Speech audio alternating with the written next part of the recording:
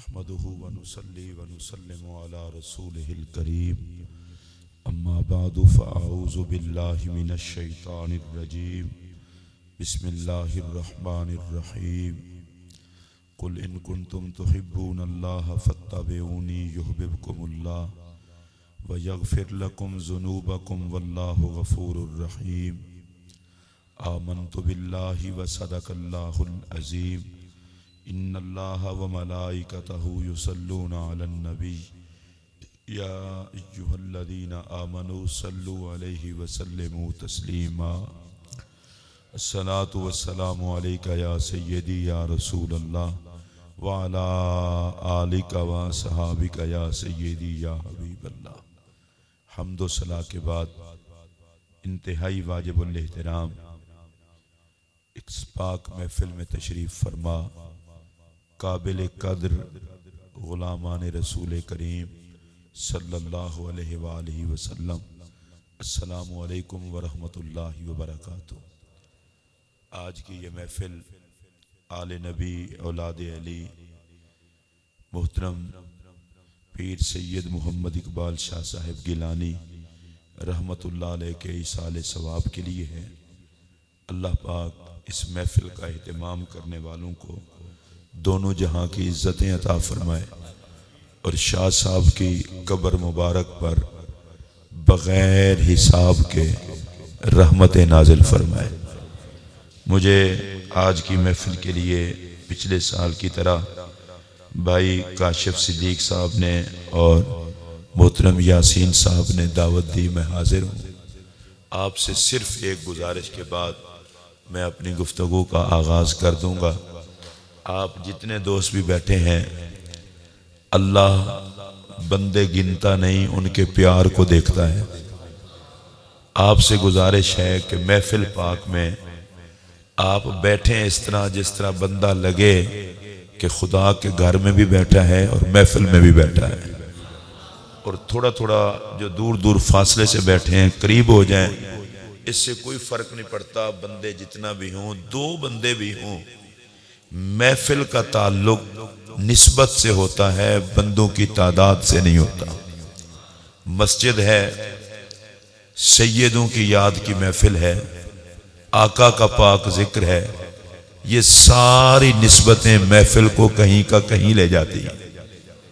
आप और मैं इस नीयत के साथ जिक्र पाक करते और सुनते हैं, पता नहीं किस लम्हे हम सब पर अल्लाह का करम हो जाए।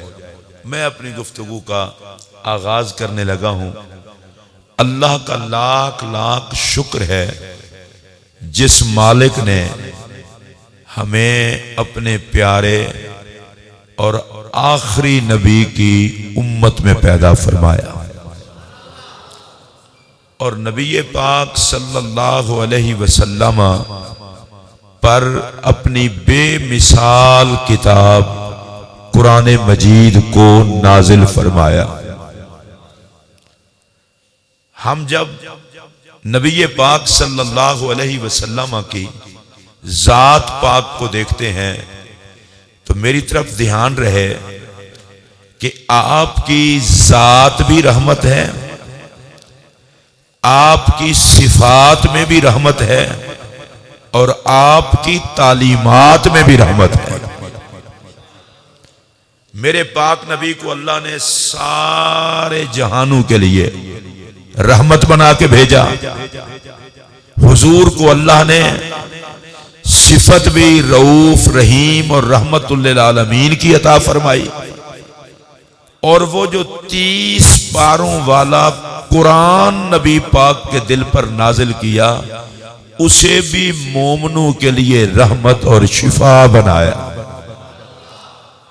इस सारी गुफ्तगू का मकसद यह है कि हर दुख की दवा और हर मर्ज की शिफा हुजूर की जात में भी है और हुजूर की तालीमात में भी है।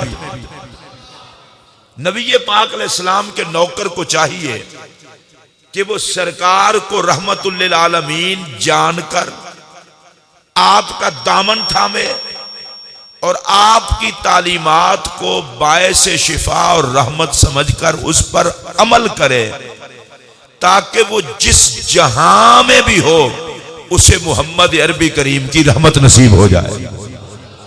देखिए, मैं और आप एक दुआ मांगते हैं और ये दुआ कुरान मजीद में सिखाई गई है। रब्बना आतिना फिद दुनिया हसना, ऐ हमारे परवरदिगार हमें दुनिया में हुस्न अता कर। अल्लाह से अच्छी दुनिया मांगने की तालीम है। वफिल आखिरत हसना, और या अल्लाह हमारी आखिरत भी अच्छी कर दे।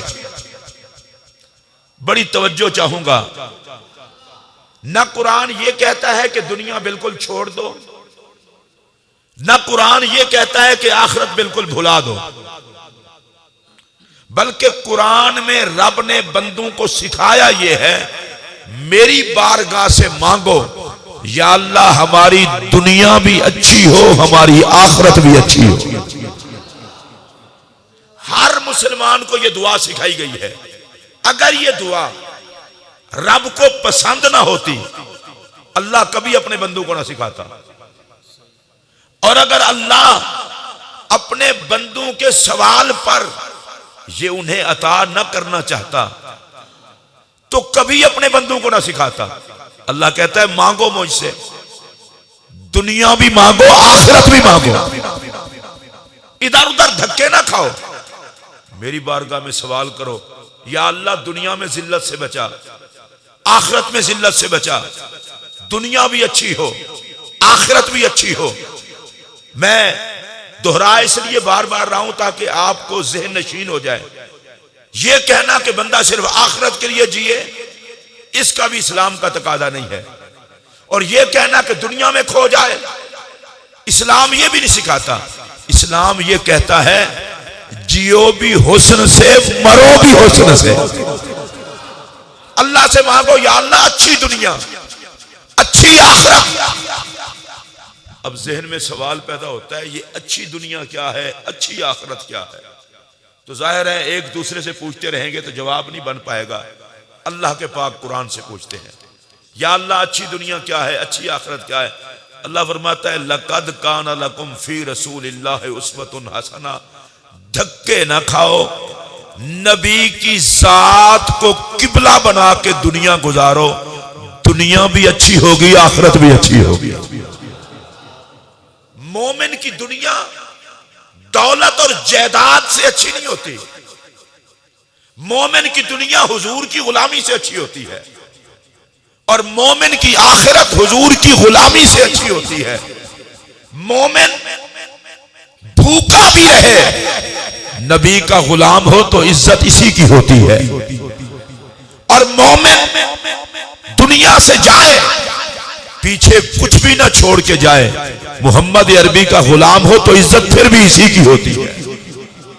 हमारी दुनिया और आखिरत के अच्छे होने का ताल्लुक है रसूलुल्लाह की गुलामी।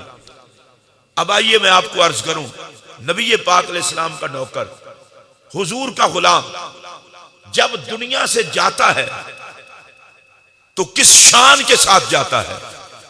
अल्लाह कुरान में फरमाता है या अय्यतुहन नफ्सुल मुतमइन्ना, ए इत्मीनान वाली जान, अल्लाह अल्लाह करने वाली जान, इरजी इला रब्बिक, लौटा अपने रब की तरफ, रादियतम मर्दिया, इस हाल में कि दुनिया में तूने रब को राजी किया है, अब तेरा रब तुझे खुश करेगा। ये वो कलिमात हैं जो मौत के वक्त नबी के गुलाम को सुनाए जाते हैं। जब ये आयात पढ़ी ना मेरे आका ने, तो खलीफतुर रसूल बिला फसल हजरत सैयदना अबू बकर सिद्दीक अकबर रज़ियल्लाहु तआला अन्हु ने अर्ज की, या रसूल अल्लाह ये तो बड़े खूबसूरत कलिमात हैं। बंदे के जिस्म से अभी रूह परवाज नहीं करती और पहले उसे ये आयत सुनाई जाती है। ये कोई थोड़ी बात है, बंदा मरने से पहले सुन ले खुदा खुश है। जिसको समझ आ रही हो कह ले सुभान अल्लाह।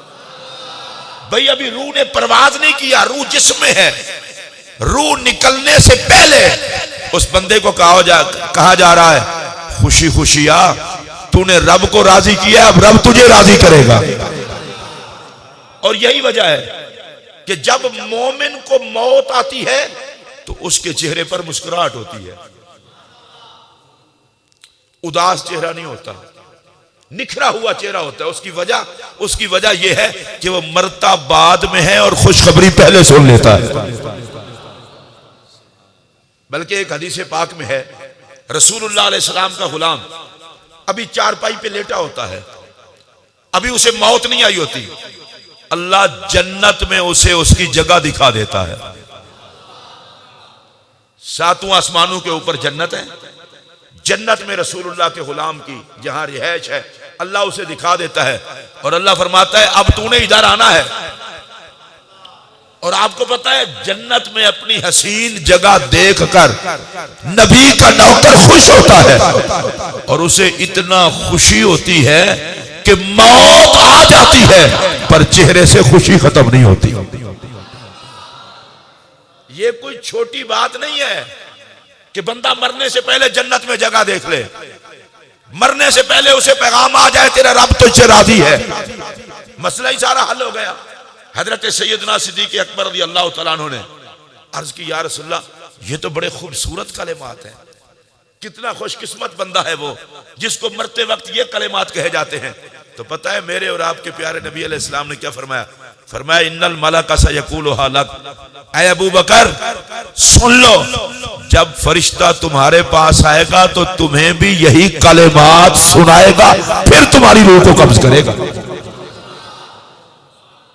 एक मोमिन की खूबसूरत जिंदगी, रसूलुल्लाह को से मोहब्बत, अल्लाह की इबादत और खूबसूरत मौत कि बंदा मरे बाद में और जन्नती होने की बशारत पहले आ जाए।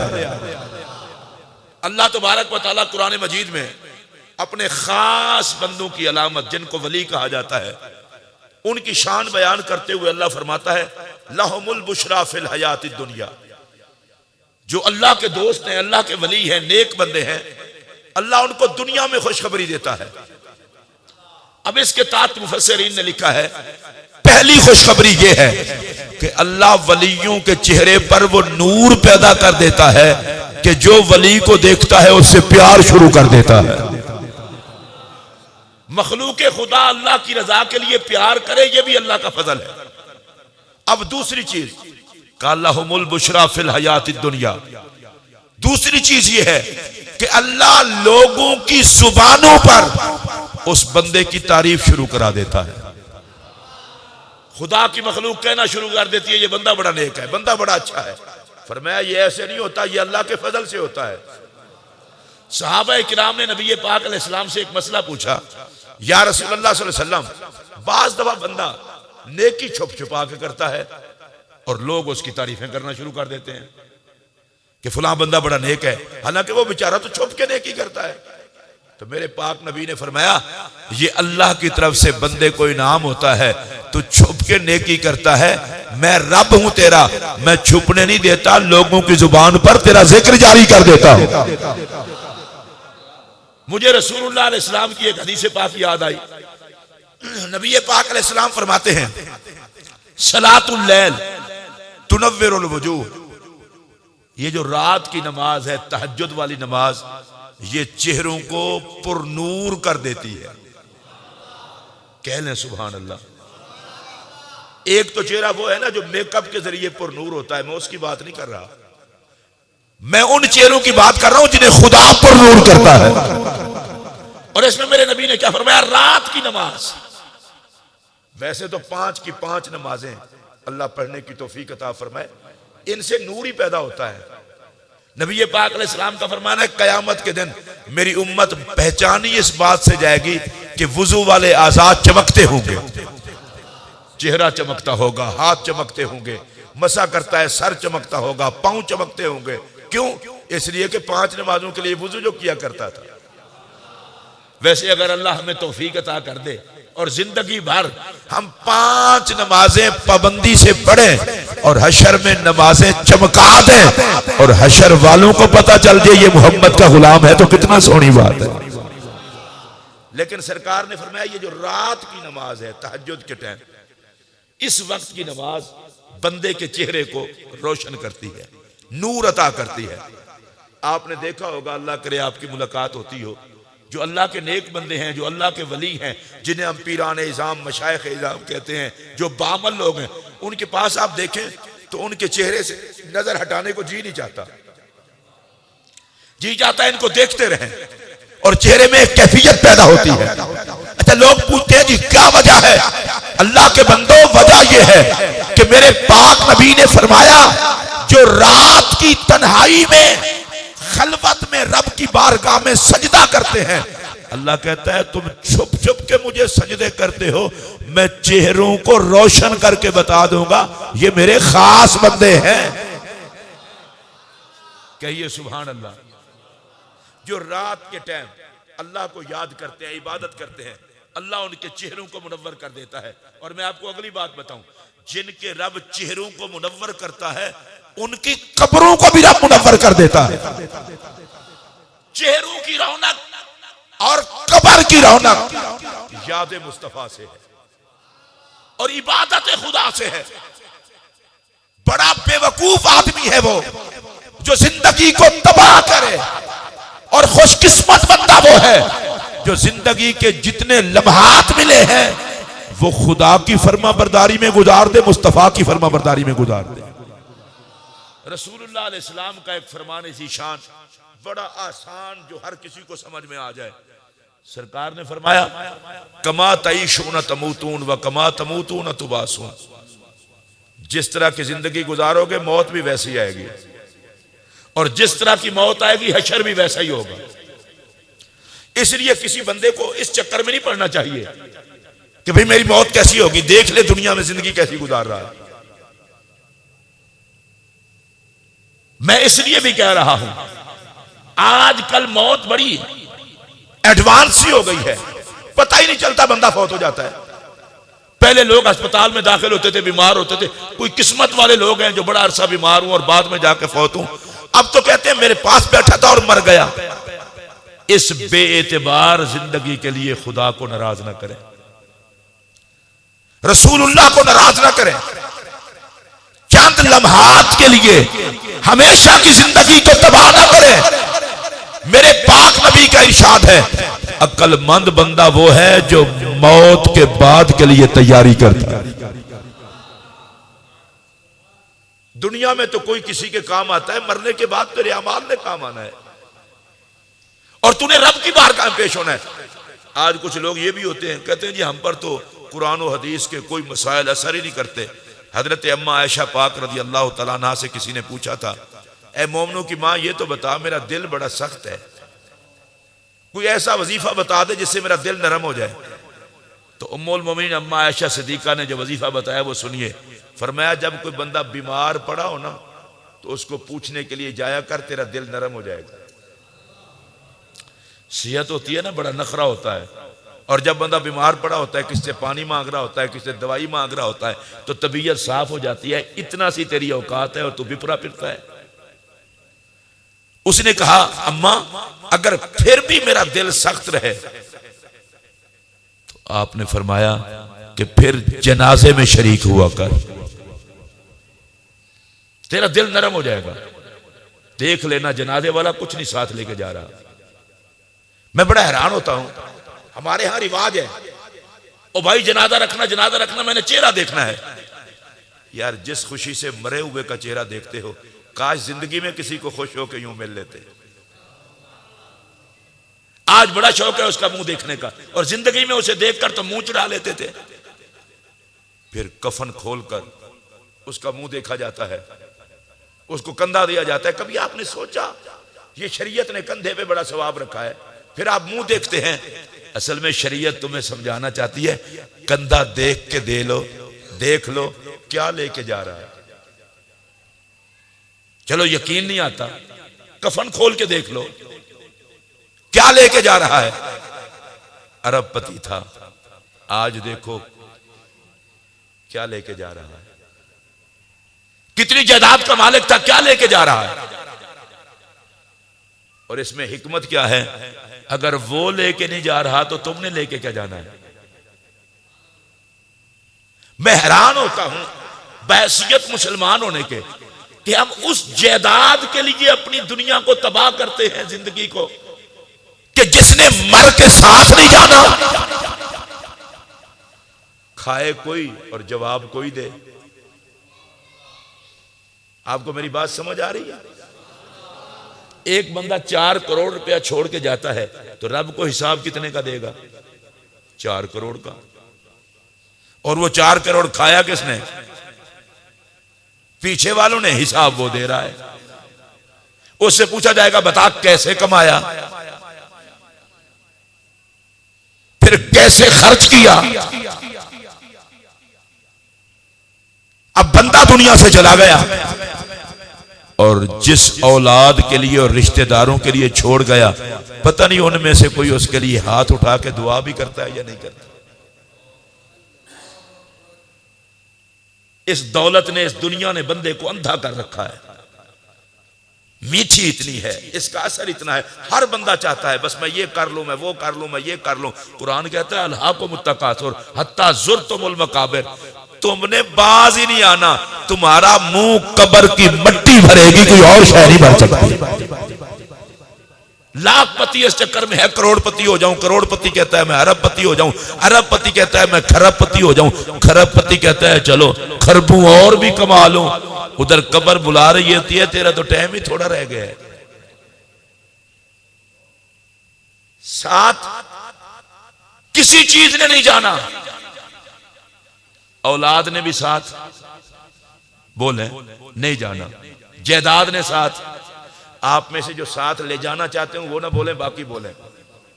औलाद साथ, जायदाद साथ, जिनको जुबान अल्लाह ने दिया बोले मैं आपके और अपने फायदे के लिए गुफ्तगू कर रहा हूं ना। जायदाद साथ, औलाद साथ, माल साथ, कमाया हुआ सब कुछ साथ, कुछ भी नहीं जाना। तो भाई मैं पूछना चाहता हूं, जिसने साथ जाना है फिर वो कमा ले। पैसे ने साथ नहीं जाना, मकान ने साथ नहीं जाना, गाड़ी ने साथ नहीं जाना, जायदाद ने साथ नहीं जाना, और रब की बारगाह में जिसने साथ जाना है चलो फिर वही कमा ले। अब कोई पूछेगा साथ क्या जाना है, मैं अल्लाह की कसम उठा के कह रहा हूं, कब्र व हशर में या खौफे खुदा काम आएगा या इश्क़े मुस्तफा काम आएगा। पागल आदमी है वो जिसने लंबे सफर पे जाना हो और ज्यादा राह कोई ना हो। बेवकूफ आदमी है वो कि जिसने तैयारी की हो कि मैं लाहौर जा रहा हूं और पास टिकट के पैसे ना हो। खुदा के बंदे तुझे किसी ने नहीं बताया कब्र का सफर इतना आसान तो नहीं, हशर का सफर इतना आसान तो नहीं। वो तारीख कब्र जिसकी ना खिड़कियां, ना बुए, ना बारियां, जिसमें तूने तन्हा लेटना है, उसके लिए भी तो थोड़ी सी तैयारी कर।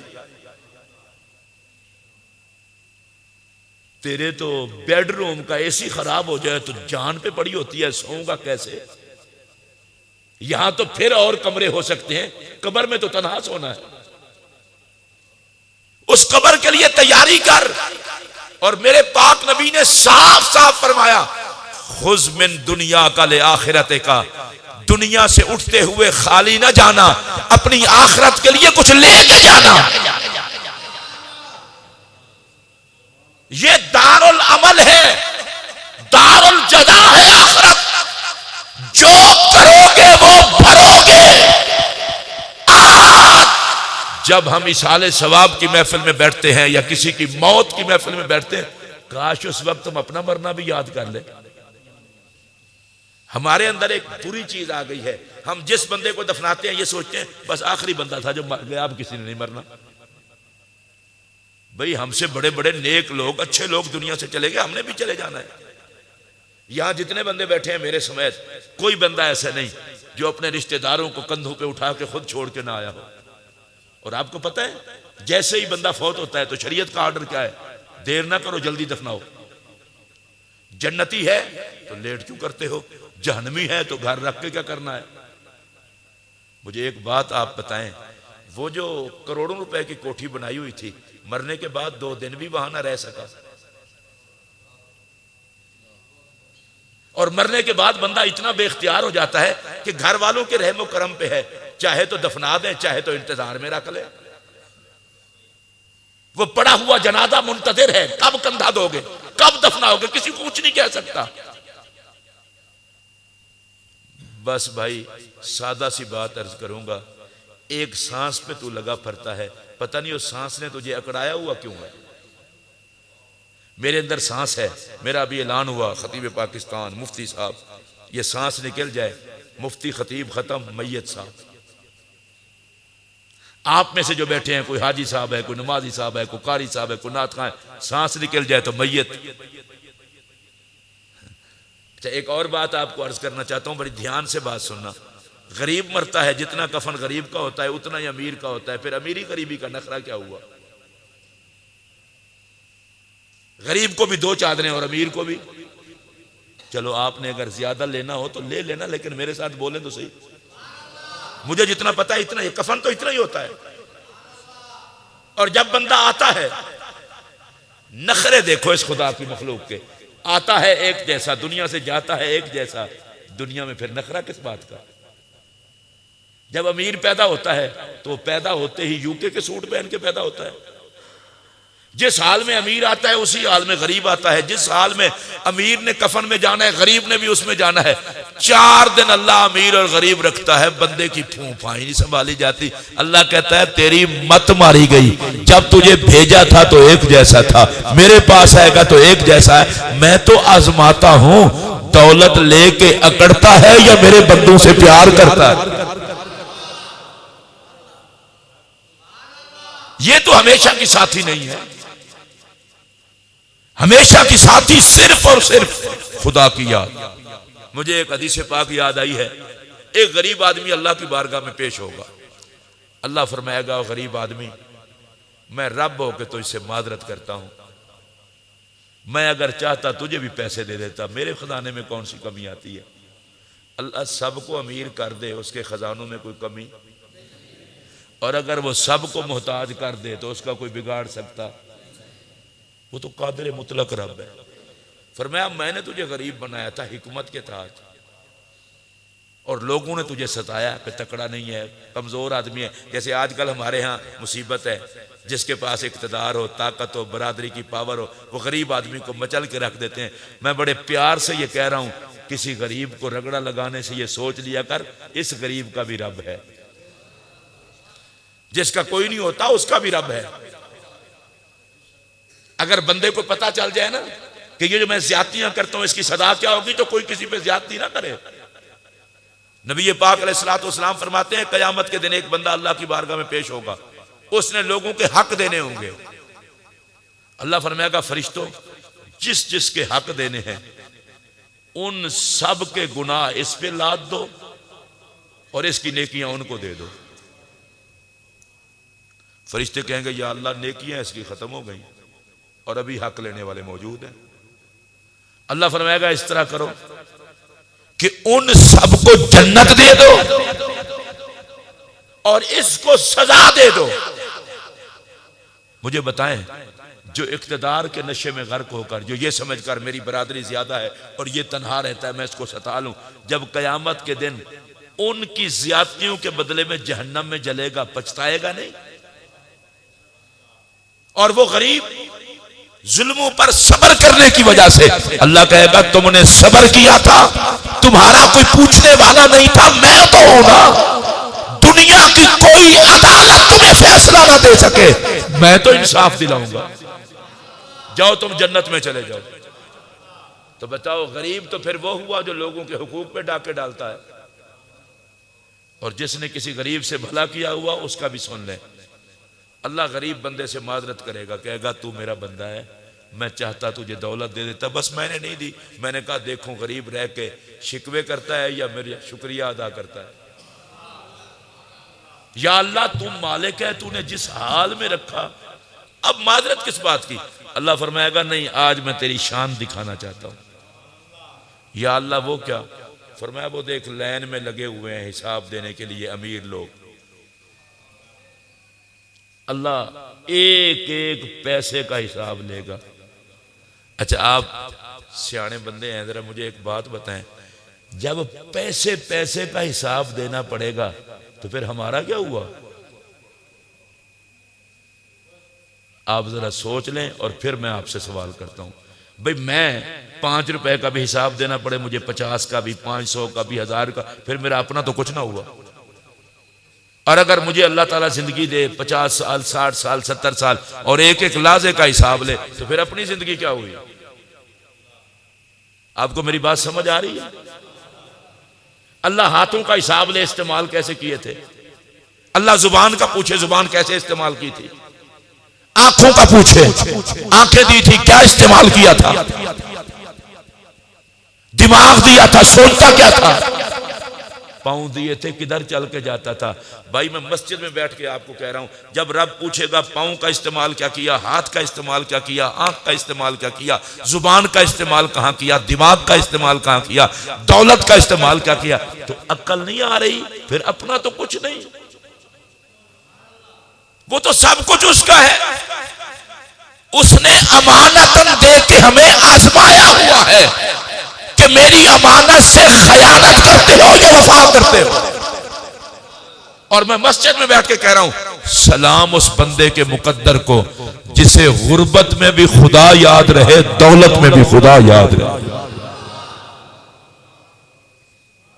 जो अकड़ेगा वो मरेगा और जो झुकेगा उसी के दोनों जहान अच्छे होंगे। अब एक गरीब बंदे को अल्लाह कहेगा मैं तेरी शान दिखाना चाहता हूं, जा देख वो बंदे खड़े हैं हिसाब दे रहे हैं। जिस अमीर बंदे ने तेरे साथ अच्छा सलूक किया था तू उसका हाथ पकड़ ले, मैं बगैर हिसाब के उसे जन्नती कर दूंगा। प्यार से कहिए सुभान अल्लाह। ये किसको इख्तियार होगा? गरीब आदमी को। तुझे मेरा बंदा समझकर उसने प्यार किया था, तेरी मदद की थी मेरी दी हुई दौलत से। अगर उसको मेरे बंदे से प्यार करना आता है तो मुझे माफ करना भी आता है। ये दौलत बुरी चीज नहीं है अगर इसका इस्तेमाल बुरा ना हो। ये दौलत, इसी दौलत से बंदा गुंबद खजरा के जलवे देखता है, यही दौलत खर्च करके बंदा बैतुल्लाह तक पहुंचता है, और यही दौलत खर्च करके बंदा जन्नत खरीद कर सकता है, यही दौलत खर्च करके किसी यतीम को खुश कर सकता है, यही दौलत खर्च करके किसी रिश्तेदार के टूटे हुए दिल को जोड़ सकता है।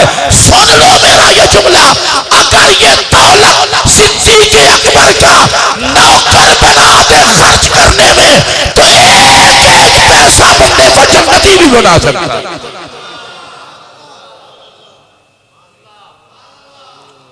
दौलत का नशा चढ़ जाए तो बंदा बदनसीब हो जाता है, और दौलत हया वाला कर दे तो बंदे को मोहम्मद अरबी का गुलाम बना देती है। आप देखें ना, रसूल अकरम सल्लल्लाहु अलैहि वसल्लम ने एक गजवा के मौका पर इरशाद फरमाया, ले आओ जो कुछ माल ले आना है। तो हजरत सैयदना उस्मान गनी ज़िन्नूरैन रज़ियल्लाहु तआला अन्हु माल लेकर आए, मेरे पाक नबी ने अपनी गोद में डाल लिया। अच्छा आपके लिए तो सुभान अल्लाह मुझे ही कहनी पड़ेगी। वो मेरा नबी जो दुनिया से प्यार नहीं करता, हजरत सैयदना उस्मान गनी की दौलत को, कितना पाक दौलत थी जिसे नबी ने झोली में डाल लिया। सुभान अल्लाह ऊंची आवाज से कहेंगे आप। और पता है झोली में डाल के मेरे नबी ने क्या किया? उलट पुलट करके मेरे आका खुश हो रहे थे, और खुश होने के साथ कहते थे आज के बाद मेरे उस्मान को उसका कोई काम नुकसान नहीं देगा। इसका मतलब यह है राह खुदा में दौलत खर्च हो तो वो दौलत भी प्यारी लगती है, वगैरह हुजूर मेरे अपने दामन से दौलत को लगने ही ना देते। और आपको पता है हजरत उस्मान गनी ने मस्जिद नबवी के लिए जगह खरीद करके दी तो हुजूर से जन्नत खरीदी। पैसा था तो खरीदी ना। मुसलमानों को कुएं की जरूरत थी, पानी की, कुआं खरीद करके दिया, हुजूर से जन्नत खरीदी। लश्कर तैयार करना था, फिर फिर जन्नत खरीदी मेरे पाक नबी से। सुभान अल्लाह ऊंची आवाज से कह गया। इसलिए कोई बंदा ये ना समझे कि दौलत हलाल रिज्क बड़ी अच्छी चीज है, लेकिन याद रखना हलाल रिज्क को जोड़ के रखना ये कोई कमाल नहीं, अल्लाह के रास्ते में लगाते रहना ये अल्लाह का फजल है।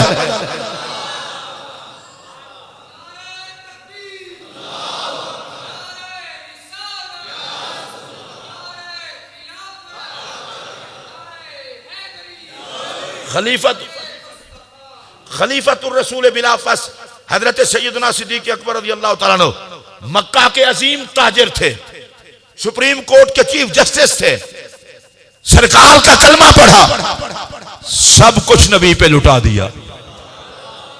सुभान अल्लाह ऊंची आवाज से। और पता है कितना लुटाया?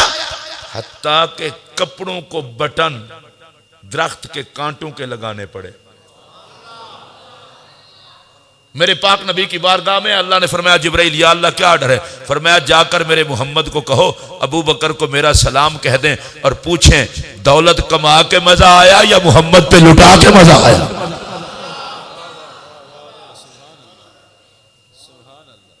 दौलत बुरी चीज नहीं है, लेकिन जब खुदा रसूल से प्यारी ना हो। आपको समझ आ रही है मैं क्या कह रहा हूं? खुदा रसूल से प्यारी ना हो। ये दौलत इसलिए नहीं अल्लाह के बंदे के बैंक बैलेंस बढ़े, इसको अच्छे रास्ते पे लगाकर दुनिया में जन्नत खरीद लो। मैं आपको अपने नबी का एक और फरमान सुनाने लगा और देखिए मेरे आका ने किस कदर करम फरमाया। फरमाया इत्तकुन नारा वलो बेशक तमरतन औ कमा काल। फरमाया अपने आप को जहन्नम की आग से बचा लो अगरचे खजूर के एक टुकड़े से। जरूरी नहीं कि बंदा लाख रुपया लगाएगा जन्नत तब मिलेगी। अगर राह खुदा में बंदा सच्चे दिल से खजूर का एक टुकड़ा खर्च कर दे, अल्लाह खजूर के टुकड़े के बदले में भी जहन्नमी को जन्नती बना देता है। मेरे आका की शरीयत में सब कुछ है, हमारी अपनी मातमारी दे तो और बात है। नबी पाक अलैहिस्सलाम ने फरमाया एक बंदा था जा रहा था, उसने देखा एक कुत्ते को और वो कुत्ता प्यासा था, वो मट्टी पे मुंह मार रहा था। उसने कहा चलो शायद कुत्ता है पर रब की मखलूक तो है। उसने चमड़े वाले जूते को बर्तन बना के पानी लिया कुएं से और कुत्ते को पिलाया और कुत्ते ने अल्लाह का शुक्र अदा किया। उसकी अपनी जुबान है, उसने जिस तरह करना था शुक्र अदा किया। मेरे पाक नबी फरमाते हैं कि अल्लाह ताला ने प्यासे कुत्ते को पानी पिलाने की वजह से उस बंदे को जन्नती कर दिया। अच्छा हमारे यहाँ एक रिवाज पड़ गया है, अच्छा रिवाज है, मैं उसकी मुखालफत नहीं करता। जो बंदा मेरे नबी की शान बयान करता है सुनता है, अल्लाह की कसम मैं उसकी अजमत को सलाम करता हूँ। अच्छा हम जिक्र करें ना, सरकार ने चांद तोड़ा, आप खुश होकर कहेंगे सुभान अल्लाह। सूरज को मोड़ा, खुश होकर कहेंगे सुभान अल्लाह। आज बयान करें हुजूर ने किबला बदलाया, आप खुश होंगे, बयान करने वाला भी खुश होगा हुजूर ने किबला बदलाया। भाई वो हुजूर के कमालात इतने सोने हैं, ये भी तो देखो ना, ये तालीमात कितनी सोनी है। अगर एक कुत्ते को पानी पिलाने वाले को अल्लाह जन्नती कर रहा है, तो जो हुजूर की उम्मत के गरीबों से प्यार करेगा उस पर अल्लाह कितना करम करेगा। मुझे रसूलुल्लाह अलैहि सलाम का एक फरमान ज़ीशान याद आया। सरकार फरमाते हैं जब कोई यतीम बच्चा रोता है ना, अल्लाह फरमाता है फरिश्तों किसने रुलाया इस यतीम को जिसके बाप को मैंने मारा।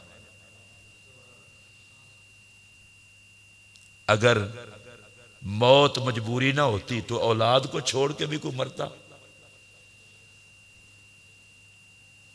और आप देखें एक बंदा मेहनत करता है सारी जिंदगी और जब बिल्कुल उसका बाग सारा बन संवर जाता है और अब वक्त होता है कि मैं बैठ के आराम से खुश होकर देखूंगा बच्चों को, पोतों को, नवासों को, मालिक कहता है बस तेरी ड्यूटी खत्म हो गई। आसे आसे उम्र गुजारी छले खार हजारा, माली बाग ना वेखण देंदा आइया जद बहार। बड़ी आरजी सी जिंदगी है, बड़ी आरजी।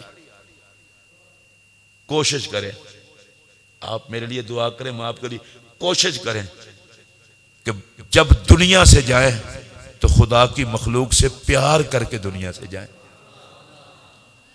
मैं मस्जिद में बैठ के कह रहा हूं, अल्लाह को सिर्फ वो बंदा पसंद है जो उसकी मखलूक से प्यार करता है।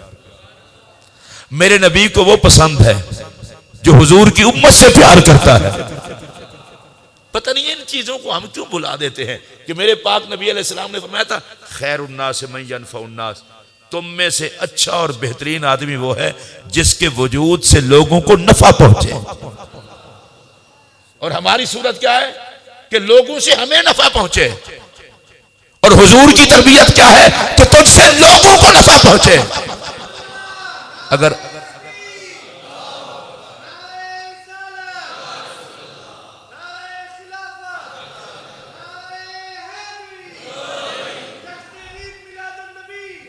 और मेरे पाक नबी ने फरमाया, कमीना आदमी वो है जिनसे लोगों को दुख पहुंचे, और शरीफ आदमी वो है जिससे लोगों को सुख पहुंचे।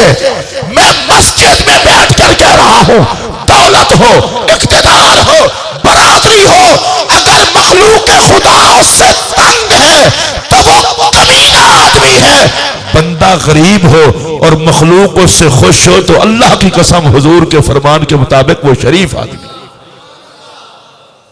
यहां शराफत का ताल्लुक पैसे और माल के साथ नहीं है, खुदा की मखलूक के प्यार के साथ है। आप भी सोच रहे होंगे कि आप किस तरह की तकरीर आपने शुरू कर दी। आप तो आते रहते हैं डीजी खां में, इस तरह नहीं करते, लेकिन कभी कभी ये भी सुन लिया करें। मेरे आका जो तशरीफ लाए हैं वो हमारे जाहिर और बातिन को संवारने के लिए है। देखिए हजरत मौला कायनात सैयदना अली मुर्तदा करमल्लाहु वजहुल करीम हुजूर के सहाबी भी हैं, नबी पाक की अहले बैत में भी हैं, नबी पाक की नस्ल की असल भी हैं, हजरत सैयदा ज़हरा पाक के सर के ताज भी हैं, और कयामत तक की औलाद मोहम्मद के बाप भी हैं। अच्छा, आप अगर एक सैयद के याद की महफिल में मौला अली पर भी सुभान अल्लाह नहीं कह सकते तो आपका भी अल्लाह ही वारिस है। जरा कोशिश करें जो मौला अली के नाम पर बोल सकते वो ऊंची आवाज से कह लें सुभान अल्लाह। देखे ना, मौला अली तो पले ही हुजूर के घर में है, पले ही मेरे नबी के घर में है, रहे मेरे आका के साथ है, शागिर्द मेरे आका के, फैज मेरा आका का, और खून अली और नबी का एक है। और मैं आपको बताऊं, खुदा की सारी मखलूक में ये बात सिर्फ मौला अली ने की है, किसी और ने नहीं की। वो क्या फरमाया, ऐ दुनिया मैंने तुझे 3 तलाकें दे दी हैं, ना तू मेरे लिए हलाल है ना मैं तेरे लिए हलाल हूं। जा अली के दरवाजा ना देखना, मेरे पास ना आना। और फरमाया इसलिए, ध्यान से सुनना, मौला अली ने कहा इसलिए कि कोई तुझे पहचाने ना पहचाने, धोखेबाज मैं तेरे धोखे को पहचानता हूं। अली के घर में दुनिया नहीं, याद खुदा ही होगी। आइए जरा मैं आपको अपने और आपके प्यारे नबी सल्लल्लाहु अलैहि वसल्लम की बात सुनाऊं।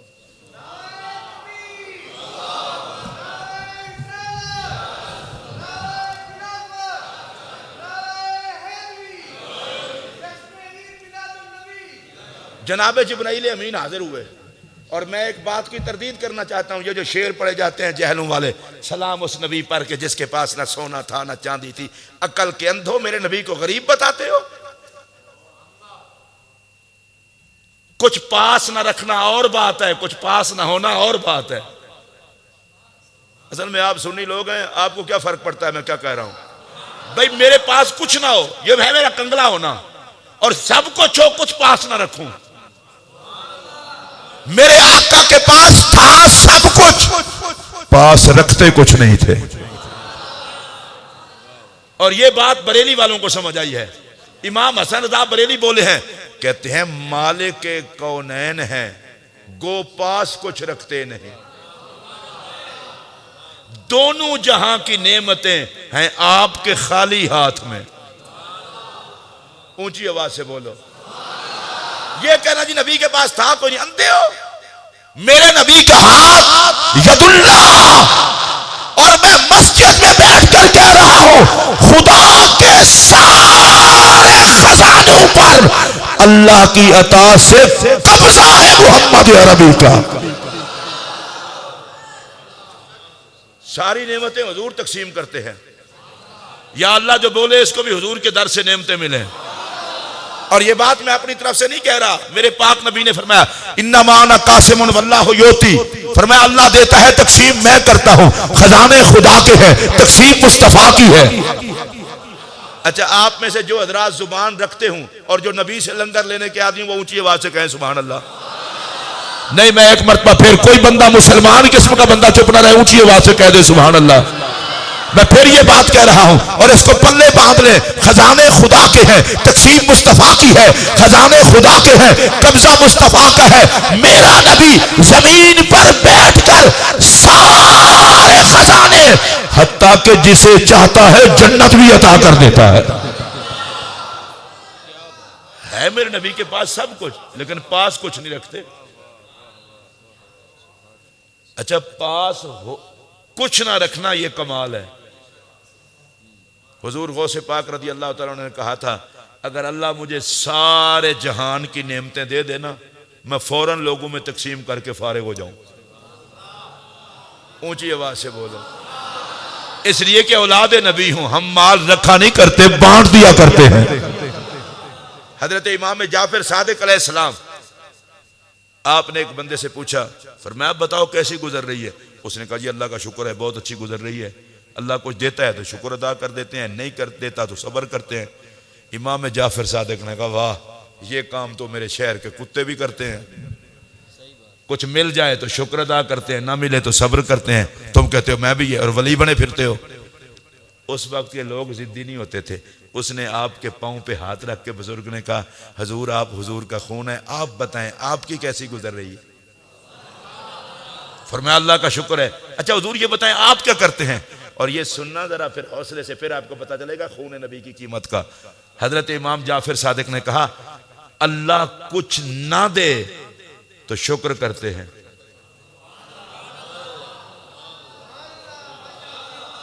इतना बड़ी बात सुनने के लिए डीजी खां वालों मैं माजरत खां हूं, ना तो मौलवी इस काबिल है कि इतना ऊंची बात कर सके, ना आपका मिजाज। और भाई जी हमें कुछ मिले तो शुक्र अदा करते हैं, ये नबी का खून है। इमाम जाफर सादिक कहते हैं कुछ ना मिले तो शुक्र अदा करते हैं और कुछ मिल जाए तो लोगों में तकसीम कर देते हैं।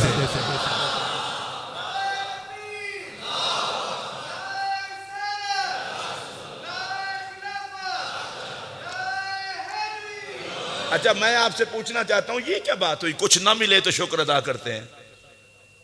एक दफा सारे ईमानदारी से सुभान अल्लाह कहें, मुझे पता चले जाग रहे हैं, और मोहब्बत से। और भाई जी कुछ ना मिले, हमारे यहां तो हाय वाय होती है। और मैं अभी आशिक रसूल आशिक अहले बैत हाजी मोहम्मद सिद्दीक साहब रहमतुल्लाह अलैह घर में बैठा ये कह रहा था अल्लाह ने कुरान में बंदे से शिकवा किया है। अल्लाह कहता है बंदे को कुछ दूं तो कहता है मौजें हो गई, थोड़ा सा झटका दूं तो कहता है जलील हो गए।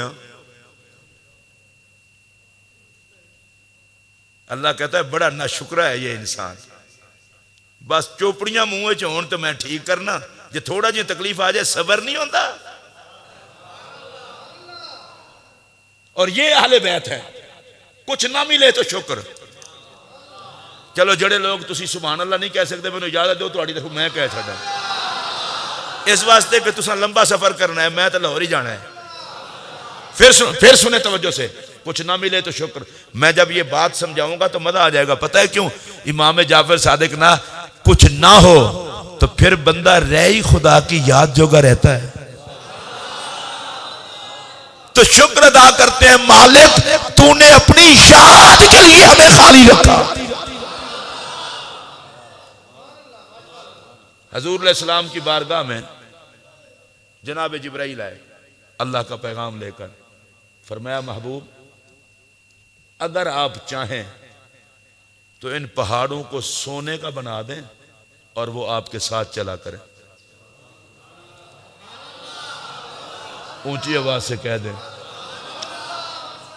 आजकल तो वैसे जितना सोने का रेट है सुभान अल्लाह तो ऊंची बनती है।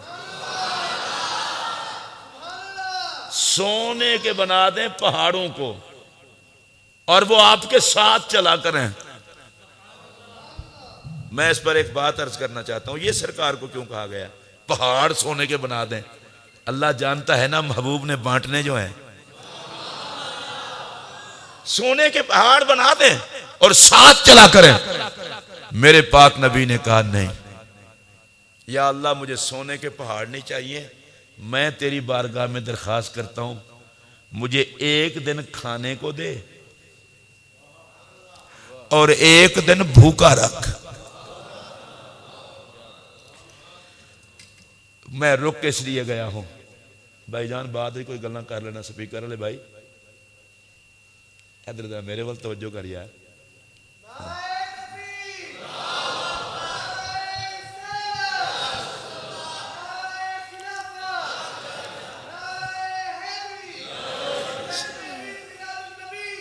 सवाब सिर्फ सौण का नहीं लभदा, सुनन का लभदा है। इधर देखे मेरी तरफ, या अल्लाह मुझे एक दिन खाना दे, मैं खा के तेरा शुक्र अदा करूं, और एक दिन मुझे भूखा रख, मैं भूख में तेरी याद का मजा लूं। आपको सुभान अल्लाह कहनी नहीं आई? सलाम मेरे नबी की अजमत पर। आज तक किसी ने खुदा से भूख नहीं मांगी, अगर ये मांगी है तो मेरे नबी ने। या अल्लाह मुझे एक दिन भूखा रख, मैं भूख में तेरी याद का मजा लूं, और एक दिन मुझे खाने को दे ताकि मैं खा के तेरी याद का मजा लूं। हुजूर ने अपनी उम्मत को दर्श दिया, और मेरे आशिकों, न भूख में खुदा भुलाना, न फल हो के खुदा भुलाना। ऊंची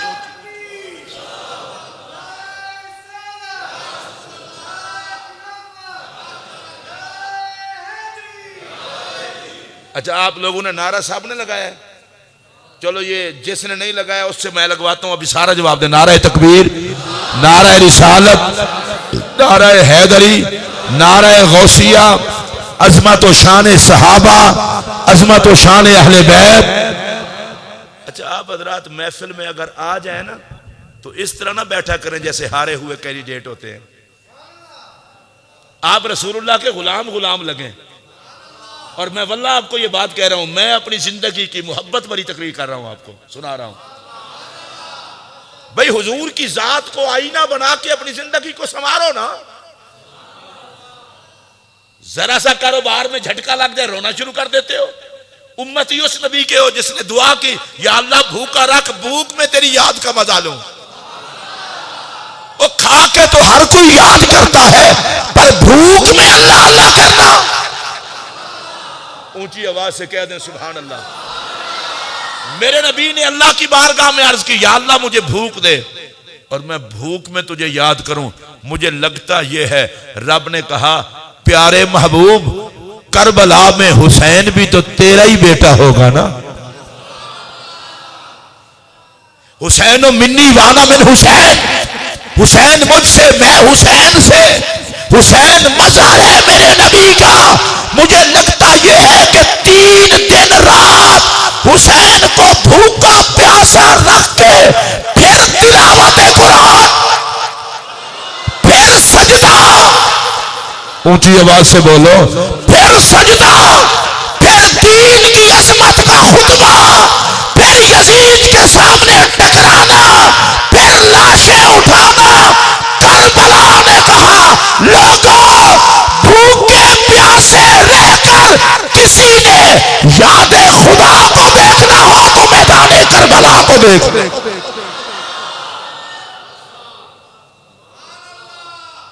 हमें अपनी जिंदगियों को कुछ संवारना चाहिए। ये मेरे नबी की पाक जिंदगी है। अगर ये मैं आपसे पूछ लूं, और यकीनन आप सबको पता होगा, रसूलुल्लाह दुनिया से तशरीफ ले गए, कितना मुरब्बे छोड़ के गए?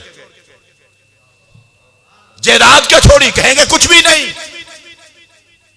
फिर मैं पूछना चाहता हूं, जिसके लिए रब ने सब कुछ बनाया, उसने जोड़ा नहीं तकसीम किया है। ऊंची आवाज से कह लें सुभान अल्लाह। ये दुनिया दिल लगाने की जगह नहीं है। मुसाफिर खाने से बंदा दिल लगा के बैठ जाए और असल घर बुला ले। जितने दिन भी हमारे पास बाकी हैं, मुझे नहीं पता मेरे पास कितने, आपके पास कितने, चाहे 4 सांस ही अगर बाकी हैं तो मना लो रब को। इंतजार किस बात का, मना लो। अच्छा वो मानते हुए ऐसा तो नहीं करता कि अब तुमने 50 साल 55 साल जुर्म किए हैं तो अब 5 साल कान पकड़ो फिर माफ करूंगा, नहीं। वो कहता है वापस मुड़ना तुम्हारा काम है, मान लेना मेरा काम। अब मैं कुरान पाक की एक आयत पढ़ने लगा हूं और आप सब ने प्यार से सुननी है। अल्लाह कुरान में कहता है सारे इला मगफिरतिम मिर रब्बिकुम व जन्नह। अब सुनिए इसका तर्जुमा सुनिए। अल्लाह कहता है जल्दी जल्दी दौड़ के आओ मुझसे अपने आप को बख्शवा लो। मैं इसलिए रुक गया हूं, कितने बंदे हो जो रब के बुलावे पर खुश हो के रब बख्शने के लिए बुला रहा है? ऊंची आवाज नाल बोलो।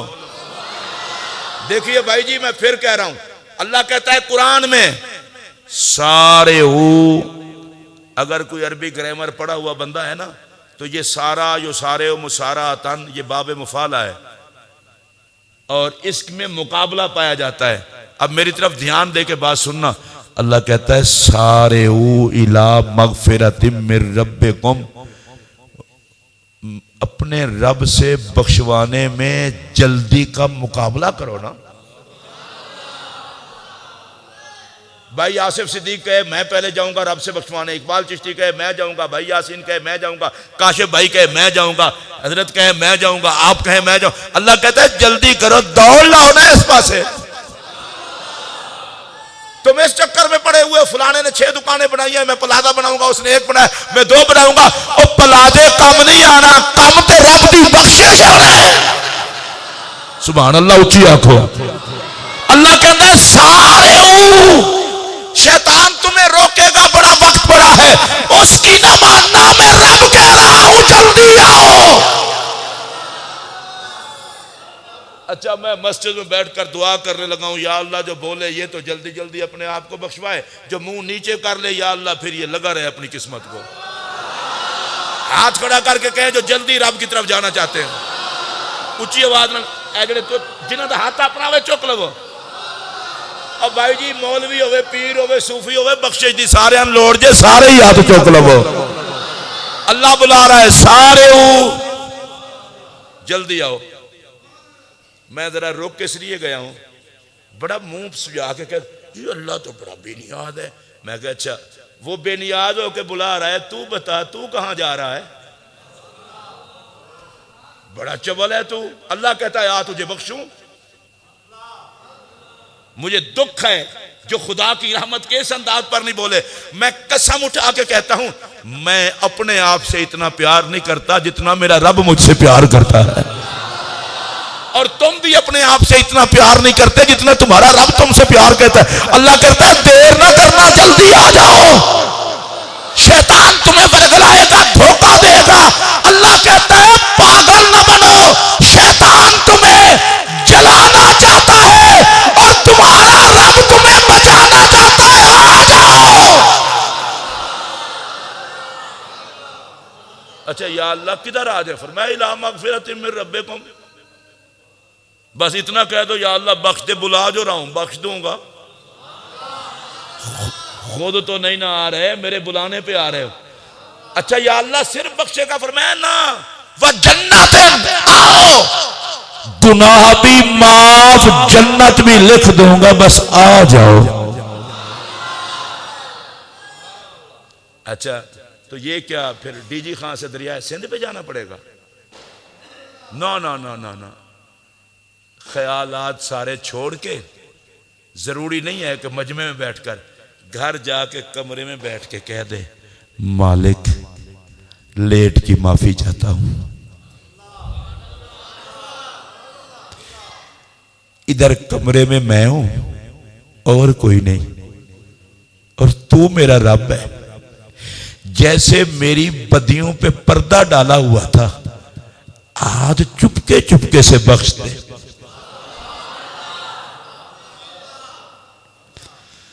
ये समझ नहीं आती कितने पर्दे डाले हुए हैं, यार यारों के पर्दे चाक करते हैं, दोस्त दोस्त में ऐब तलाश करते हैं, भाई भाई की खामियां बताते हैं, फिर बताना बेनियाज होके सब कुछ जान के पर्दे डालता है। प्यार और किसको कहते हैं? और सिर्फ पर्दे ही नहीं डालता, साथ ये भी कहता है सारे इला मगफिरतिम मिर रब्बिकुम, पर्दा तो पहले डाला हुआ है, मुझसे बख्शिश मांग लो ताकि तुम्हारे गुनाह धो दो।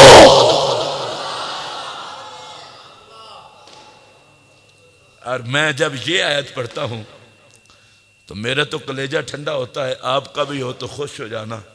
अल्लाह फरमाता है मा यफ़अलुल्लाहु बिअज़ाबिकुम ला इन शकरतुम। मैं सादा तर्जमा करूंगा, अल्लाह कहता है अगर तुम मेरे बंदे बन जाओ तो मैंने अजाब दे के तुम्हें करना क्या है? तुम्हें मैंने जलाने के लिए तो नहीं बनाया, तुम्हें मैंने अजाब देने के लिए तो नहीं बनाया। और मैं तो इतना करीम रब हूं, नबी भेजे, किताबें भेजी, फिर तुमसे गलती हो गई, फिर मैंने बख्शिश का दरवाजा खोल के कहा आओ बख्श दो। अपनी खताएं देखो, मेरी अताएं देखो, अपने गुनाह देखो, मेरी अता देखो, अपनी बेवफाई देखो, मेरी वफा देखो, और तुम मोहताज हो के अकड़ते हो और मैं बेनियाज हो के प्यार करता हूं। अब बताओ प्यार तुम्हें ज्यादा है या मुझे ज्यादा है?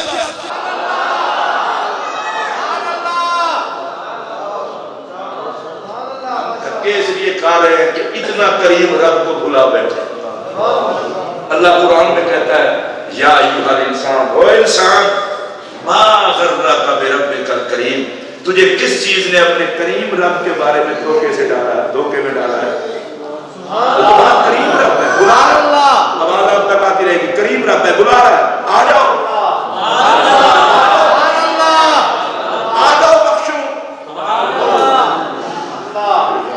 काफी हो गया है। जब मैं चाहता हूँ तकरीर थोड़ी करूँ उसी दिन ज्यादा हो जाती है। आप तकरीर से बोल तो नहीं होते?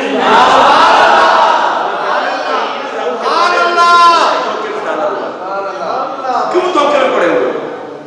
और अब की तरफ मैं पूछता हूँ, अगर रब हमें जला के खुश होता तो ये कहता जल्दी आओ बख्शो। मुझे एक बात बताएं, जरूरतमंद को आवाज मारनी चाहिए या बांटने वाले को? जिसने जमानत करवानी हो उसे जाकर कोशिश करनी चाहिए, वकील शकील करना चाहिए या जज को? यहाँ तो मामला ही बढ़ गया है, मुझे गफलत का शिकार है, रब कहता है आओ बख्शूं। या अल्लाह जो बोले नबी का सदका बख्शा जा, का शिकार है और बंदा रब कहता है आओ मैं तुम्हें बख्शूं। गुनाहगार अपने चक्कर में फंसे हुए हैं, अल्लाह कहता है आओ बख्शूं। अब जो बात मैं करना चाहता हूँ इस बात को इसी तरह सुनिए। आखिर ये वजह क्या है कि गुनाहगार हम हैं, बख्शने की जल्दी रब्बे कायनात को है, मुजरिम हम हैं, मालिक कहता है आओ मैं तुम्हें बख्शूं, आओ मैं इस नुक्ते पर तुम्हें ले आया हूं। अल्लाह की इज्जत की कसम उठा के कहता हूं, मालिक को हम पे इतना तरस इसलिए आता है कि जब उसका महबूब मोहम्मद अरबी मुजरिमों की सिफारिश में रोता है, मोहम्मद के आंसुओं का सदका अल्लाह को गुनाहगारों से भी प्यार। आप इस बात को समझिए और मैं समझूं। धक्के ना खाओ, वफा करो मदीने के ताजदार से। और आओ करीम रब के बारे में धोखे में न रहो, मालिक की बारगाह में सर झुका लो। मैं आसिफ भाई आपके घर में बैठा भी एक बात कर रहा था, पिछले दिनों उस्ताद उलमा मौलाना खादिम हुसैन रिजवी साहब रहमतुल्लाह अलैह फौत हुए। जनाजे में कितना लोग थे गिनती कोई नहीं कर सकता। कहाँ गई शाही मस्जिद और कहाँ मीनारे पाकिस्तान और कहाँ जनरल स्टैंड और कहाँ दादा साहब के दरबार तक सफे सफे नहीं। मुझे एक बंदे ने पूछा ये मौलवी साहब का जनाजा? मैं कहा नहीं, ये हुजूर की वफा का जनाजा। बड़े बड़े लोग मरते हैं, बंदा पूछता ही कोई नहीं। माजूर होकर जो शहर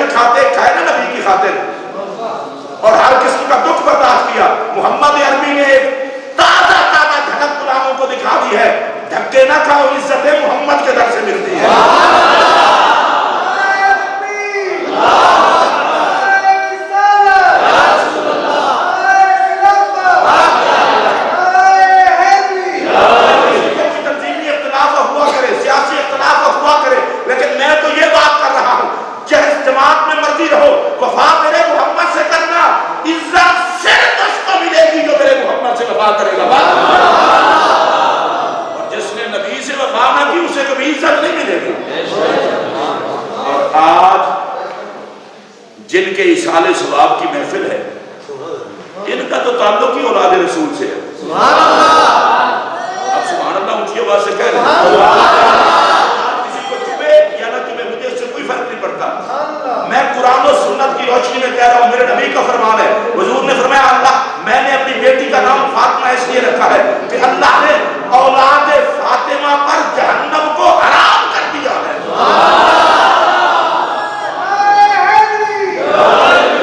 कयामत तक का हर सैयद, चाहे वो इमाम हसन की औलाद हो या इमाम हुसैन की औलाद, निस्सहारा की वजह से औलाद ज़हरा पर जहन्नम हराम है। मैं पूछना चाहता हूँ, सैयद जिसमें नबी का खून है, खून मोहम्मद ने उसे इतना इज्जत वाला कर दिया, और अगर वही सैयद नबी की इज्जत पे पहरा भी दे तो अल्लाह कितनी शान है।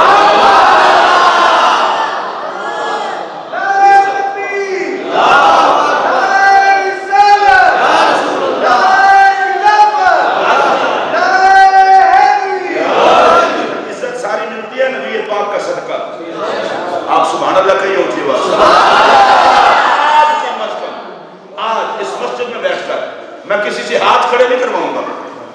हाथ खड़े करवाना मेरी आदत नहीं है। मैंने किसी तबलीगी जमात वाले को जाके बताना नहीं कि इतने बंदों से मैं हाथ खड़े करवाया हूं, लिहाजा मेरा वजीफा बढ़ा दें। मैं सिर्फ रसूलुल्लाह की जात के हवाले से कह रहा हूं, और आपको अल्लाह का वास्ता देकर कह रहा हूं। एक सैयदजादे की चौकी करा दो। एक सैयदजादे के इशारे सवाब की महफिल में बैठकर कह रहा हूं, मेरे पाक नबी का इरशाद है, सबसे पहले नमाज के बारे में पूछा जाएगा। जिसकी नमाज पूरी हुई बाकी अमाल भी पूरे होंगे। अगर नमाज पूरी ना हुई तो बाकी अमाल में भी खसारा होगा। जो नबी का आशिक है हाथ नहीं उठाने, आज तेरी दिल में तहिया कर ले, आज के बाद 5 नमाजों में कमी नहीं होगी। मैंने सिर्फ 5 नमाजों की इसलिए बात की, ये फर्ज है। तहज्जुद तो फिर नसीबों की बात है, शराब तो नसीबों की बात है, अवाबीन तो नसीबों की बात है, लेकिन फर्ज तो पूरे करें। 5 फर्ज नमाजें, इस पर कोई नाराज भी हो जाए तो मुझे कोई फर्क नहीं।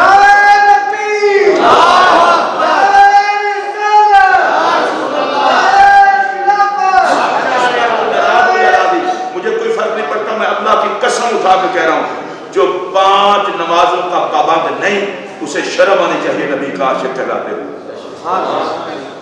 अगर हुजूर का आशिक है तो फिर 5 नमाज़ को नहीं पढ़ता।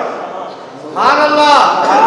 कदर को देख नमाजों की, सारे अहकामात जमीन पर आए, और मेरा नबी लामकाम पे जाके नमाज लेके आए। सुभान अल्लाह। बंदे को कुछ हया करनी चाहिए, कुछ इस बात की कि खुदा ने तोहफा भेजा है, कुछ इस बात की कि मोहम्मद अरबी लेके आए। अमीर गरीब सारे के सारे नमाज तो किसी हालत में माफ नहीं है। अगर उठ के नहीं बैठ पढ़ सकता बैठ के पढ़ ले, बैठ के नहीं पढ़ सकता लेट के पढ़ ले, इशारे से पढ़ ले, नमाज माफ नहीं है। सुभान अल्लाह। और सारी नमाजों का अल्लाह हिसाब लेगा, बालिग होने से लेकर मरते वक्त तक। मैं कुछ नहीं कहता, आज वापस कमरे में जाके हम हिसाब तो करें कि हमारी नमाज का हिसाब क्या है। अच्छा फिर मेरे आराम से ओ नहीं जी नमाजा में की रखे हैं, बकवास शैतानी फिक्र है ये। अगर नमाज में कुछ ना रखा होता तो मुस्तफा क्यों लेकर आते, खुदा क्यों देता। आपको बताऊं नमाज में क्या रखा है। मेरे आका फरमाते हैं, बंदा पहला सजदे में सर रखता है, अल्लाह कहता है तेरे सारे गुनाह हो। अभी दूसरा सजदा उसने नहीं किया, या अल्लाह सजदा तो पूरा ही नहीं हुआ, फरमाया सजदे को छोड़, तुझे झुकना आता है तो मुझे माफ करना। अल्लाह के बंदो, आज हम शाह साहब के इसाले सवाब की महफिल में, कल हमने भी दुनिया से जाना है।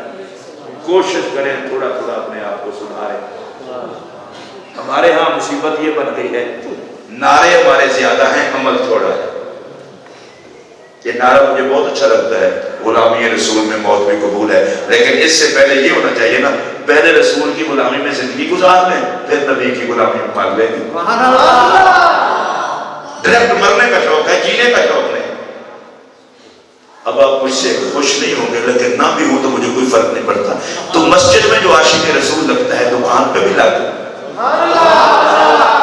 तो जब कपड़ा काट रहा होता है, बेच रहा होता है, उस वक्त आशिक क्यों नहीं लगता? लेन देन के वक्त आशिक क्यों नहीं लगता? किसी का कर्जा देना हो फिर क्यों नहीं आशिक लगता? लोगों के साथ मुआमलात करते हुए क्यों नहीं आशिक लगता? इसके रसूल को तूने पुलिया बना के रखा हुआ है। महफिल में आया तो आशिक बन गया, बाहर गया तो जालिम बन गया। नबी का आशिक वो नहीं होता जो महफिल में रोता रहे और बाहर हर किसी को सताता रहे। आशिक वो है जहां भी बैठे उसके वजूद से इसके मोहम्मद की खुशबू है। वो सफर में आशिक हो, वो घर में आशिक हो, वो लेन देन का आशिक हो। मैं आखिरी एक बात करके अपनी गुफ्तगू खत्म करता हूँ। मौलाना रूम रहमतुल्लाह अलैह कहते हैं कि एक हिरन काजी की अदालत में पेश हुआ और उसने मुकदमा दायर किया। उसने कहा फलां बंदे ने मेरी लात तोड़ी है। उस बंदे को बुलाया गया। अब वो बंदे ने अपनी दलील दी। उसने कहा कि हिरन हलाल है, शिकार है, मैंने शिकार किया, इसको डंडा मारा, लात टूट गई। तो हिरन ने कहा नहीं, मसला शिकार का नहीं है। मैं जहां से पानी पीता था वहां 2-3 दिन ये शिकारी के रूप में आता था, मैं इस पर नजर रखता था और ये मुझे नुकसान ना पहुंचा सका। इस जालिम ने लिबास बदला, बुजुर्गों वाला लिबास पहन के हाथ में तस्बीह पकड़ के ये बैठ गया। मैंने कहा चलो सूफी साहब बैठे हैं, अल्लाह वाले बैठे हैं। मैं पानी पीने लगा, ये बेगैरत अंदर से शिकारी निकला। तो मेरा मुकदमा यह है, शिकार करना हो तो बुजुर्गों वाले लिबास में ना करे, ताकि असल लिबास में आए, धोखा ना दे। मैं तुझे कहना चाहता हूं, इश्क रसूल के लिबास को धोखे के लिए इस्तेमाल ना कर। लोग फंसे कि तभी का आशिक है, तू अंदर से जालिम निकले। धोखा, और वो भी जाते नबी से, धोखा वो भी इश्क नबी से। कम अज कम इतना तो हया कर ले कि लोग तुझे किसका समझते हैं और किरदार में तू लगता किसका है। मुझे और आपको कहलाना भी हुजूर का चाहिए, लगना भी हुजूर का चाहिए। अगर मेरे साथ इस पे मुत्तफिक हैं तो हाथ खड़ा करके कहिए। फिर एक दूसरे के लिए दुआ कर लेते हैं ना, अल्लाह हम सब पर करम करे, हम कहलाएं भी आका के, लगे भी आका के। यार हम खुद कहते हैं हम आशिक रसूल हैं, इस तरह के क्यों नहीं बन जाते कि जमाना देखे और कहे ये नबी का आशिक है। इत्र को खुद को कहना पड़ता है मैं खुशबू हूं, सूंघने वाले बताते हैं तो इत्र से तो ज्यादा खुशबू है मोहम्मद के इश्क में। मैं अपने समेत, मैं अपने आप को भी कह रहा हूं, लोग कहते हैं शायद मौलवी मुस्तस्ना चीज है, जो तकरीर करता है इसका ज्यादा फर्ज बनता है कि ये मामलात में सीधा हो, इसलिए कि इस पे मिंबर किसका है। जितना मनसब ऊंचा होता है उतना बंदे को हया भी करनी चाहिए। मुझे कुछ सुरखाब के पर लगे हुए हैं, मैं आपको धोखा दे सकता हूं, नबी को तो नहीं दे सकता, अल्लाह को तो नहीं दे सकता। बड़ा मुजरिम है वो मौलवी जो लोगों के सामने आशिक बने, अंदर से कुछ और हो। आप मेरे लिए दुआ करें, मैं आपके लिए दुआ करता हूं, या अल्लाह कोई ऐसा रहमत का मींह बरसा कि जाहिर और बातिन इस तरह धुल जाए, बातिन से भी खुशबूए मोहम्मद आए, जाहिर से भी खुशबूए मोहम्मद आए, पता चले कि हम हुजूर के नौकर हैं। खुदा के लिए जिंदगी का कोई, मैं तो इन पिछले दिनों में नौजवान लोगों की मौतें देखकर मैं तो कांप कर रह गया हूं। खास तौर पर उलमा, मशाइख, नात खां, कुर्रा, हमारे किबला कारी करामत अली नईमी साहब रहमतुल्लाह अलैह कुरान क्या पढ़ते थे, लोरियां देते थे। वो आसिफ को पता है, 4-5 दिन ये पहले एक प्रोग्राम पे वो बैठे थे, मैं उनको देख रहा था और वो मुझे जिस तरह मुस्कुरा के देख रहे थे, मुझे तो अब लगता है शायद वो अलविदाई मुस्कुराहट थी। मालकुल मौत अलैहिस्सलाम से पूछा गया था, मालकुल मौत अचानक आ जाते हो, कोई पैगाम ही भेज दिया करो। कहा मैं तो पैगाम भेजता हूं, तुम समझते नहीं हो। जब तुम्हारे दोस्त चले जाते हैं तो ये पैगाम नहीं होता कि तुमने भी जाना है। हमें गफलत के पर्दे पड़े हुए।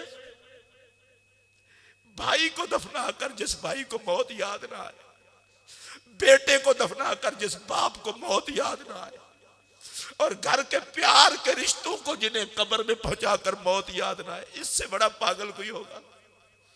फिर मालिकुल मौत ने फरमाया, तुम्हारे दोस्तों को मौत आती होती है तो मैसेज होता है ना, क्लास फेलो चला गया तो मैंने भी जाना है। और अगली बात कहा, जब काले से तेरे बाल सफेद होते हैं तो ये पैगाम नहीं होता तेरे जाने का।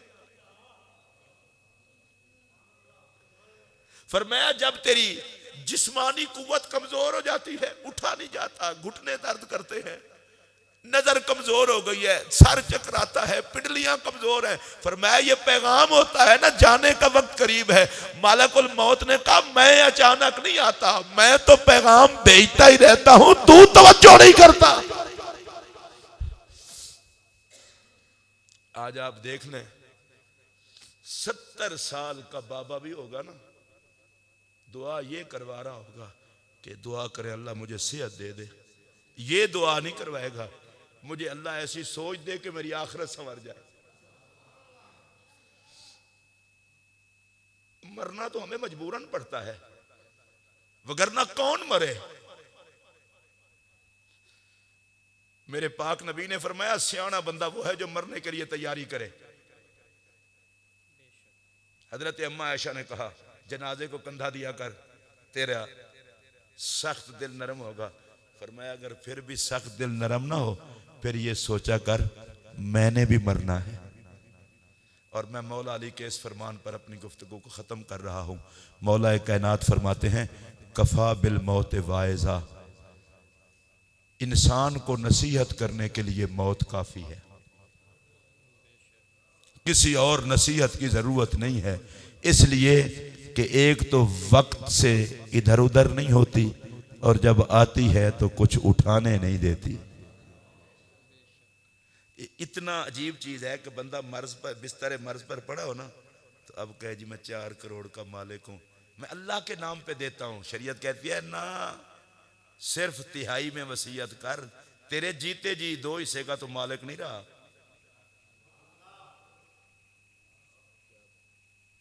इस दौलत की खातिर हलाल हराम का कोई फर्क नहीं। और रिज्क पता है कैसे हराम हो जाता है। बंदा बैठा है दुकान पे, भाई जी वैसे तो मैं 80 रुपए गज कपड़ा, वैसे 80 रुपए वाला होता नहीं है, मैं कह रहा हूं गज कपड़ा देता हूं, आपको 70 दूंगा। क्यों झूठ बोला है? इसके साथ रिश्तेदारी क्या है? लेन देन में झूठ आ जाए रिज्क हराम हो जाता है। सीधा सीधा कहे मैं इतने का दूंगा, बस बात खत्म। लेन देन अपना क्लियर रखो, रिज्क क्लियर। जितना रब ने रिज्क मरने से पहले लिख दिया था उतना ही मिलनी है, तो फिर चबल मारने की क्या जरूरत है? बंदा बड़ा सियाना होता है, नहीं जी जदों का मैं आया कारोबार संभाले इंज हो गए। वो चबले, अजे तो तेन कारोबार का पता ही नहीं सी, जम्मे आबाद च रब पहले लिख दिता है मैं इतना देंगा। तो ये तो अल्लाह एजाज देता है कि मेहनत कर ताकि तुझे भी हो, मैंने कमाया है। रिज्क कमाने से थोड़ा आता है, वो तो उसकी अता फरमाने से आता है। चबल किस्म के बंदे फैक्ट्रियों के मालिक बन के बैठे होते हैं और हुस्न के शहजादे मजदूरियां कर रहे होते हैं, तो समझ नहीं आती। अनपढ़ मालिक और पढ़ा लिखा मजदूर, इसी से फैसला समझ में आ जाता है कि रिज्क बंदे की अकल के मुताबिक नहीं, उसकी तकसीम के मुताबिक है। अब शाह साहब की बुला हैं, जिनकी आज इसाले सवाब की महफिल में मैं और आप शामिल हैं। देखिए दुनिया से तशरीफ ले गए, साथ क्या ले गए? जो कुछ मुझे नहीं पता उनका क्या था, क्या इधर ही छोड़ गए ना? तो भाई वो छोड़ गए हैं तो हम साथ ले जाएंगे? तो हमने भी नहीं ले जाना। जब हमने लेके नहीं जाना, हाथ जोड़ के कह रहा हूं, 2-2 फुट जमीन पे कब्जे की खातिर बंदे मार देते हो, और हया करो। मैं अगले दिन यासीन साहब एक बुजुर्ग के पास गया, सैयद साहब के पास, तो वो कहने लगे कि हमारे बुजुर्ग जो थे ना, अब्बा जी, उन्होंने सारी जमीन राह खुदा में बांट दी। सुनिए उस बुजुर्ग की बात, राह खुदा में। कहते हैं हमारे रिश्तेदारों ने कहा कि आपने सारी जमीन क्यों दे दी, कुछ रख लेते। उन्होंने फरमाया ये जमीन तो हमें खाएगी, तो जो हमें खाए वो क्यों रखें? जायदाद दे ठरकी इस गल ते किस तरह बोलन? मैं खुद ठरकी हाँ, मैं खुद जमीन का खरीदार हाँ, को मैं तुहाडे तो उतों आई मखलूक नहीं। ए बजुर्गों की गल सुनीजे, उन्हें आख्या जमीन तो सानू खाना है, कबर जावांगे तो इन्हें खा। उन्हें कहा जिन्हें सानू खाना है वो क्यों कोर रखिए, असी वो कोर रखांगे जिन्हें सानू बचाना है। ये अल्लाह वाले इस प्यार से बंदों को बताते हैं। तो याद खुदा और इश्क मुस्तफ़ा। कारी साहब तशरीफ ले आए, ये मेरे साथी है कारी मोहम्मद आसिफ, वो एक नात शरीफ पढ़ेगा, उसके बाद कारी साहब तिलावत। मैंने यासीन साहब को कहा था, अच्छा हमारे सुन्नियों का ये भी बड़ा अजीब रिवाज है, उनका भी कसूर नहीं है, आप भी अल्लाह के फजल से आए कितने बजे हैं? ये जो 7:15 बजे जमात हुई थी, अगर आप तशरीफ लाते टाइम पर तो 9:30 तो जलसा खत्म। कारी साहब भी टाइम पे आ गए थे, मैं तो बहुत टाइम पे आ गया था। कुछ थोड़ी सी मेहरबानी किया करें, कभी कभी वक्त पर भी आ जाया करें। तो मैं आपकी खिदमत में ये गुजारिश करूंगा,